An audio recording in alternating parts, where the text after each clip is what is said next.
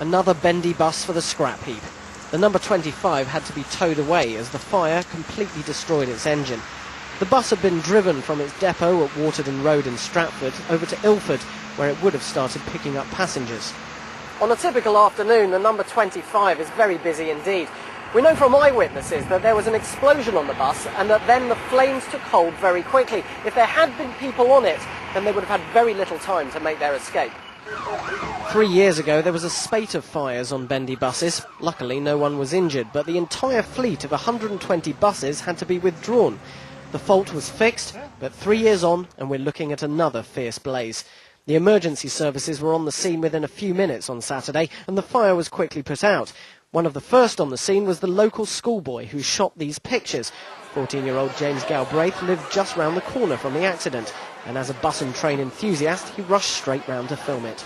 The Bendy bus safety record does leave a lot to be desired. They do keep bursting out in flames, especially the Mercedes-Benz Citaro-bodied ones.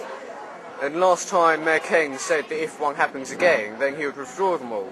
If that happens, it's still to be seen.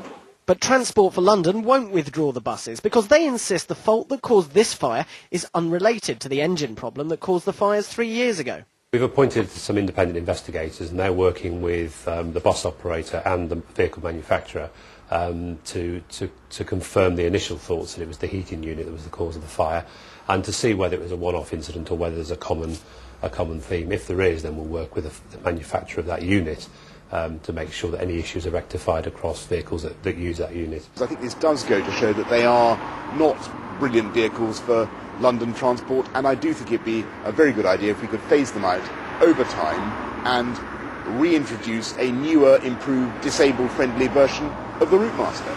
The blaze has worried many of those people who regularly use the bus. They're not safe. If they're going to go on fire like that, they're not safe, are they? It does worry me because you never know, it could be any of us the other next time, and because there was no passengers in there, I think it was really lucky. Ken Livingstone was surely hoping the Bendies had shaken their nickname Chariots of Fire. It's now up to the accident investigators to decide whether this was a one-off or part of a wider problem. Glenn Goodman, London Tonight, Ilford. And I think